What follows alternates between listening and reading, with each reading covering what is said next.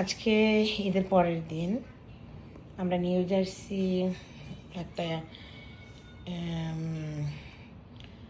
নার্সারিতে গেছিলাম, plant nursery. বিধু আমাকে এই কয়টা কিনে গিফট করছে। দুইটা গাছ হয়েছে ইনডোর প্লান্ট, দুইটা আউটডোর প্লান্ট। এই যে কচু গাছের মতো দেখা, এটা অনেক দামি গাছ, এটার দাম নিচ্ছে $27। এই একটা গাছ, এটাও ইনডোর প্লান্ট, এটাও ইনডোর প্লান্ট।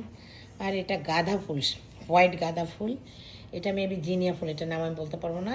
এই দুইটা বাইরে লাগাতে হবে, তো এখন পারবো না, মনে হয় নেক্সট উইকে ইনশাল্লাহ সামার চলে আসবে, তখন লাগাবো।